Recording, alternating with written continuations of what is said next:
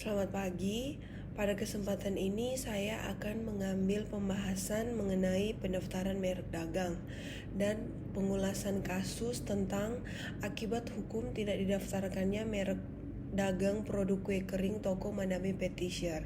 Seperti kita ketahui bersama bahwa permasalahan kekayaan intelektual tidak dapat dilepaskan dari dunia perdagangan maupun dunia investasi.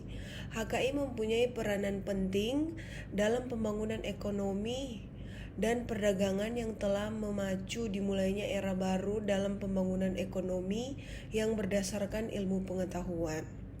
Melalui merek pengusaha dapat menjaga dan memberikan jaminan akan kualitas barang dan atau jasa yang dihasilkan dan mencegah tindakan persaingan yang tidak jujur dari pengusaha lain yang mempunyai itikat tidak baik pada barang atau jasa yang telah dihasilkan pengusaha tersebut. Merek memiliki peranan penting dalam perkembangan ekonomi global. Eksistensi dari merek itu sendiri berguna untuk membedakan produk yang sejenis. Apabila pemilik merek belum terdaftar atau tanpa izin, maka dapat merugikan dirinya sendiri, disebabkan persaingan bisnis yang semakin ketat dan kemungkinan adanya penipuan atau adanya barang yang meniru dari merek tersebut. Misalnya Kota Denpasar adalah salah satu wilayah yang berkembang cukup pesat dengan adanya penerapan konsep otonomi daerah. Kegiatan industri lokal menjadi semakin berkembang dan tingkat konsumsi masyarakat pun meningkat. Salah satu kegiatan industri yang berkembang pesat di Kota Denpasar adalah usaha di bidang kuliner, yaitu kue kering, yang banyak diminati untuk dibingkisan di hari-hari besar seperti upacara keagamaan, hari libur nasional, dan lain sebagainya. Pengusaha produk kue kuliner berlomba-lomba untuk menciptakan produk yang khas dan memberikan nama yang unik sebagai tanda pembeda dari produk kue kering lainnya, sehingga konsumen tidak salah dalam membeli produk tersebut. Salah satu pelaku usaha yang berkembang dalam ruang lingkup usaha tersebut misalnya adalah toko Madame Petisher ini yang berlokasi di daerah Denpasar. Pelaku usaha ini telah membuat berbagai macam produk kue kering yang umumnya juga diproduksi oleh pelaku usaha kue kering lain di Denpasar. Namun produk-produk tersebut belum didaftarkan secara sah sehingga tidak mempunyai perlindungan hukum terhadap produk-produk yang telah diproduksi tersebut. Nah, dengan demikian maka dari merek yang mereka punyai belum didaftarkan, maka belum mempunyai perlindungan hukum. Nah, perlindungan hukum merek dagang berdasarkan Undang-Undang Nomor 20 Tahun 2016 tentang merek dagang dan indikasi geografis. Pendaftaran merek dagang harus diajukan kepada Direktorat Jenderal Kekayaan Intelektual atau DJKI.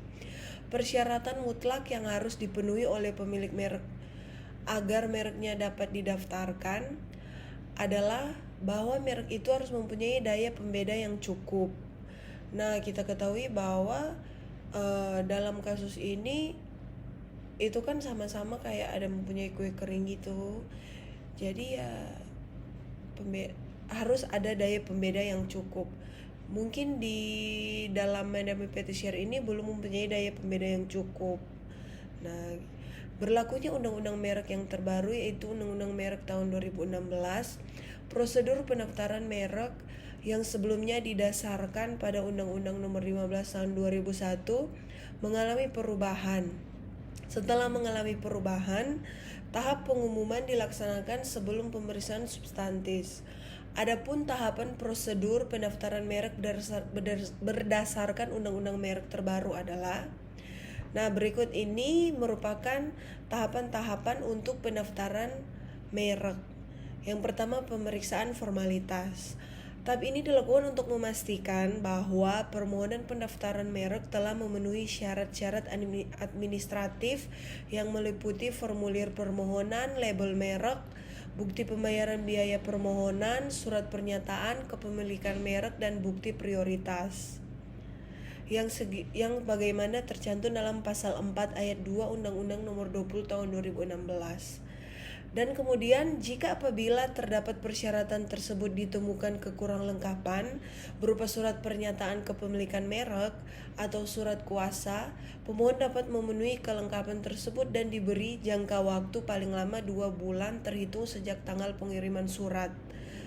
Nah, jika kita mendaftarkan merek dan terdapat surat yang tidak lengkap, maka kita akan ditunda lagi untuk pendaftaran mereknya. Jadi lebih baik untuk mendaftarkan merek kita harus menyediakan berkas-berkas yang lengkap agar tidak terdapat penghalangan waktu dan tidak terdapat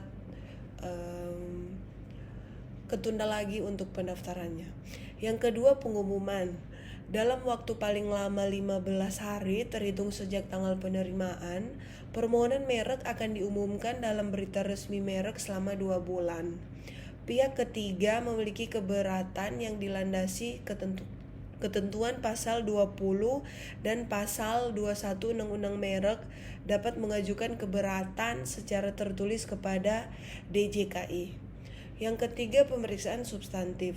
Pengaturan serta ketentuan mengenai pemeriksaan substantif diatur dalam pasal 23 dan pasal 24 Undang-Undang Nomor 20 Tahun 2016.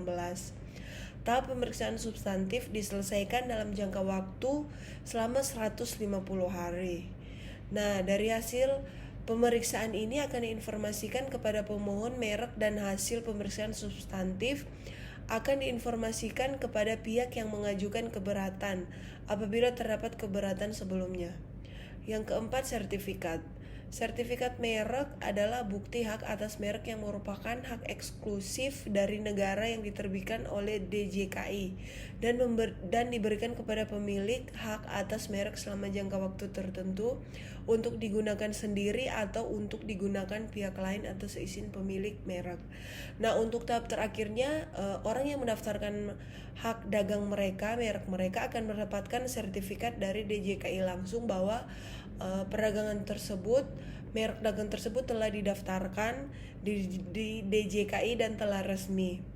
Nah, seperti itulah mengenai pendaftaran merek dan perlindungan hukum jika belum mendaftarkan merek. Tetapi lebih dari itu kita sebenarnya harus mendaftarkan merek dagang kita agar kita mendapatkan perlindungan hukum dari negara. Nah, semoga video ini bisa membantu teman-teman sekalian yang ingin belajar dan ingin mengetahui tentang bagaimana merek yang ada mengenai pendaftaran merek tersebut. Terima kasih.